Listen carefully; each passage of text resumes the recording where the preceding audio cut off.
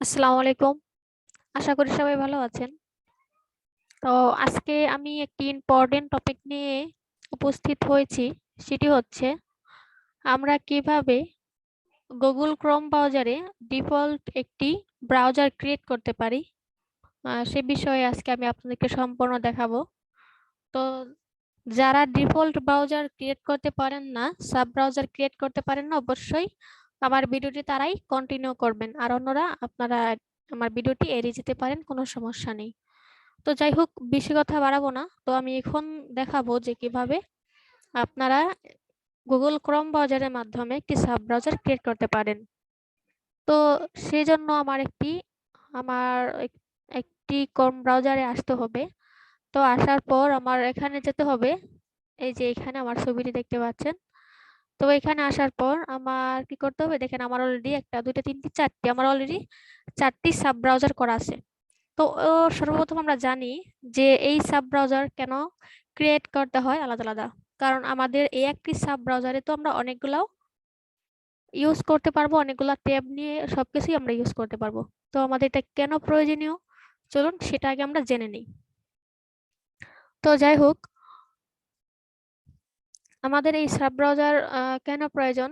ধরেন এখন আপনার একের অধিক ফেসবুক অ্যাকাউন্ট আছে। তো আপনি কি করতেছেন, ফেসবুকটা ওপেন করতেছেন, আবার অন্য একটা যদি ফেসবুক অ্যাকাউন্ট লগ ইন করতে চান, সেক্ষেত্রে আপনার কি করতে হবে, লগ আউট করতে হবে, আবার সেকেন্ড আইডিটা লগ ইন করতে হবে। সেম ভাবে আপনি যদি একজন ফ্রিল্যান্সার হন, আপনার ফাইবার অ্যাকাউন্ট, সরি, তো সেম প্রসেসে আপনি যদি ইউটিউবার হন, যদি আপনার ইউটিউব চ্যানেল থেকে থাকে, ধরেন একের অধিক ইউটিউব চ্যানেল আছে, সেক্ষেত্রে কি করতে হবে, আপনার এই লগ আউট লগ ইন এই প্রসেসটা কিন্তু মেনটেন করতে হবে। আর যারাই হচ্ছে এই প্রসেসটা মেনটেন করবে তাদেরই কিন্তু অ্যাকাউন্ট ডিজেবল হবে 100% গ্যারান্টি। তো এই ফেসবুক অ্যাকাউন্ট বা যে কোনো অ্যাকাউন্ট আমরা লগ আউট লগ ইন যদি বেশিরভাগ করি, সেক্ষেত্রে কিন্তু প্রবলেম হয়।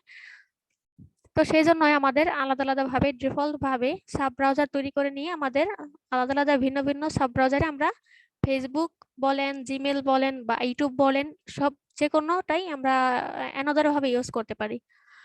তো সেজন্য আমি এখন একটি সাব ব্রাউজার ক্রিয়েট করে দেখাবো। তো চলে যাব আমি অ্যাড বাটনে। তো আমরা অ্যাডে ক্লিক করে দিচ্ছি।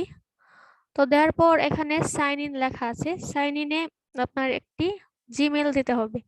তো এখানে দুইটা অপশন আছে। আপনি যদি জিমেল দিয়ে ক্রিয়েট করতে চান তাহলে অবশ্যই এখানে সাইন ইনে ক্লিক করবেন, এবং যদি জিমেল ছাড়া আপনি সাব ব্রাউজার ক্রিয়েট করতে চান তো অবশ্যই এখানে কন্টিনিউ উইদাউট অ্যান অ্যাকাউন্ট এটি দিয়ে লগ ইন করতে পারবেন। তো যাই হোক, আমি এখানে জিমেল দিয়ে সাইন আপ করব। তো সেজন্য এখন আমি সাইন ইনে ক্লিক করব। তো সাইন ইনে ক্লিক করার পর যেরকম একটি ইমেল অথবা ফোন, এইটা ইমেল আর আইডি দেওয়ার একটা অপশন আসছে। তো আমি এখানে বাংলা আসছে, আমি বাংলা থেকে একটু ইংলিশ করে নিচ্ছি। তো করে নেওয়ার পর এখানে ইমেল অর ফোন, এখানে আমি আমার একটা ইমেল এখানে দিয়ে দেবো।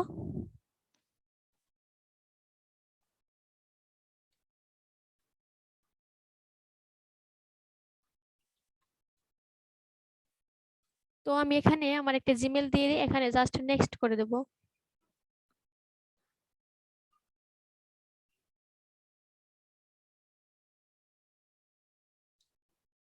আচ্ছা, সরি। তো আমার এখানে আমি একটা জিমেল দিয়ে জাস্ট এখানে নেক্সট করে দেব। নেক্সট করার পর আমার এখানে একটি ইমেল দিতে হবে। তো আমি এখানে একটি ইমেল দিয়ে দিচ্ছি।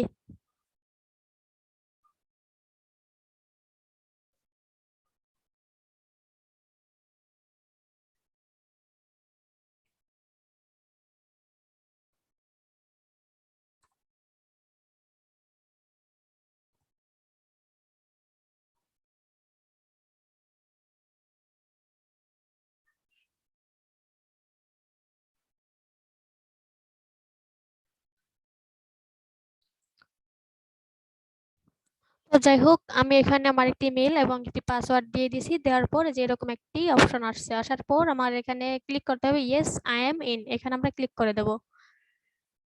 তো এইখানে ক্লিক করার পর আমাদের এখানে দেখতে পাচ্ছেন যে অলরেডি কিন্তু আমাদের একটি ব্রাউজার তৈরি হয়ে গেছে।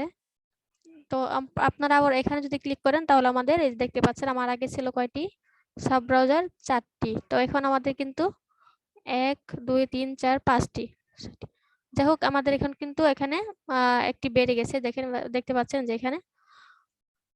তো আশা করি সবাই বুঝতে পারছেন যে কিভাবে একটি সাব ব্রাউজার ক্রিয়েট করতে হয়। তো ভিডিওটি যদি ভালো লাগে থাকে অবশ্যই একটি লাইক কমেন্ট শেয়ার করবেন। আর আমার চ্যানেলটি যারা এখনো সাবস্ক্রাইব করেননি অবশ্যই আমার চ্যানেলটি সাবস্ক্রাইব করার পাশে থাকবেন। তো দেখা হবে নেক্সট কোনো ভিডিওতে। সে পর্যন্ত ভালো থাকেন, সুস্থ থাকেন। আল্লাহ হাফেজ।